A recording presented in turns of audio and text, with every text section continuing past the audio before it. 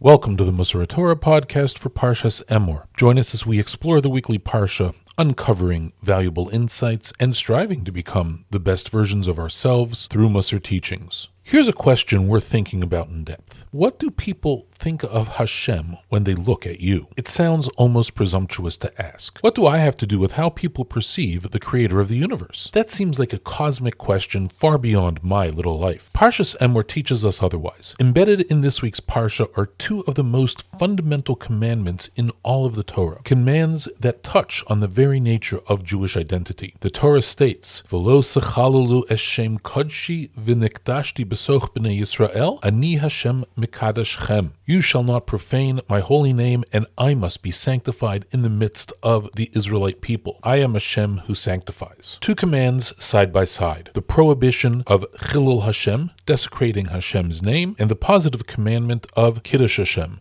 sanctifying it. These two mitzvos carry enormous weight. Let's understand what they actually mean. Rabbi Lord Jonathan Sacks opens up this concept with a beautifully simple insight. A name, he explains, is how we are known to others. It is our reputation, our standing in the world. This leads to the question, what is Hashem's name? It is Hashem's standing in the world, the degree to which people acknowledge Hashem, respect Hashem, and recognize Hashem's presence. Here's the stunning teaching at the heart of these mitzvos. Hashem's standing in the world depends on us. This is what Yeshaya HaNavi meant when he said, "You are my witnesses, says Hashem, that I am God." That's in Perek Mem Gimel Pasuk Yud in Yeshaya. Hashem, the creator of the entire universe, has designated the Jewish people as his witnesses and ambassadors to humanity. How people perceive the God of Israel is directly shaped by how they observe the Jewish people living. When we live with integrity, with kindness, with ethical clarity, people see that and think the God who inspires such behavior must be real and worthy of respect. That is Kiddush Hashem. When we behave badly, unethically, with dishonesty, people see that too and think, I cannot respect a religion whose followers act this way. That is Chillul Hashem. The Rambam puts flesh on these bones with remarkable specificity. In Hilchos Yisodei HaTorah, Perek Hey Halacha Yud Aleph,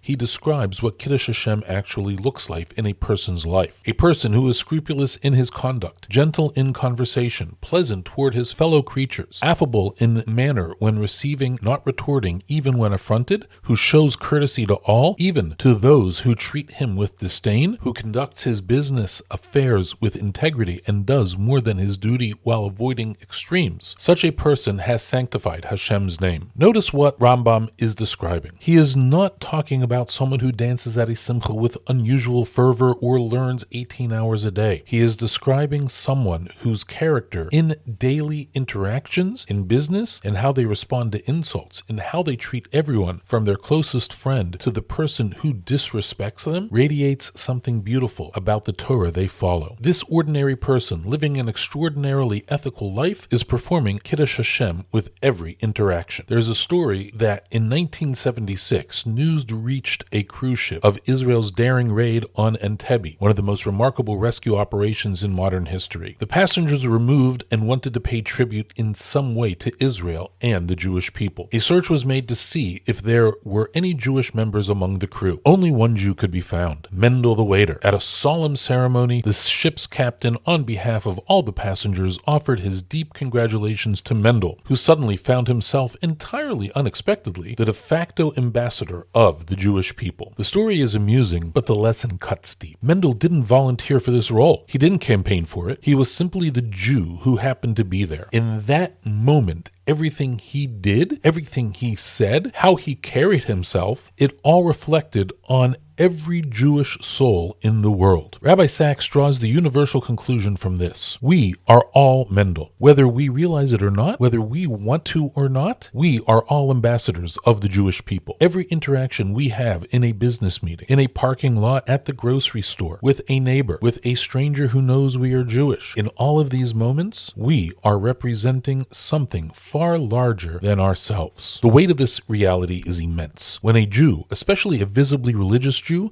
acts badly, cuts corners in business, speaks contemptuously to others, behaves dishonorably, it doesn't just damage his own reputation, it reflects badly on all of us and on the Torah and the God of Israel that we claim to represent. Conversely, when a visibly religious Jew demonstrates extraordinary integrity, when his word is his bond, when he shows genuine kindness to someone who would not expect it from him, the Kiddush Hashem extends far beyond that single interaction. It shifts how that person and everyone who hears the story relates to Yiddishkeit itself. Yechezkel HaNavi, speaking from exile in Babylon, after the destruction of the Beis HaMikdash, captures the tragic dimension of this. Hashem tells him, "Wherever they went among the nations, they profaned my holy name. For it was said of them, these are the people of Hashem, and yet they had to leave his land." This is in Yechezkel, Perek Lamed Vav, Pasuk Yud Tes and Chaf. The exile itself was perceived as a Chillul Hashem. If this is Hashem's nation, people said, and this is what happened to them, what does that say about their God? The fate of Hashem's name in the world is bound to the fate of the Jewish people. Throughout history, Rabbi Sacks observes, the Jewish people have had greatness thrust upon us. The number of Jews in the world is smaller than a statistical error in the Chinese census, and yet we remain bigger than our numbers. Hashem entrusted us with a role on the stage of history that is entirely disproportionate to our size. We were chosen not because we deserved it, not because we earned it, but because Hashem wanted to show the world that one small people living by His Torah could demonstrate the reality of His presence. This is not a burden to represent, it is a privilege to embrace. Rambam teaches us that through our daily conduct, through being gentle when we could be harsh, honest when dishonesty would be easier, gracious when we have every reason to be cold, we perform one of the most exalted acts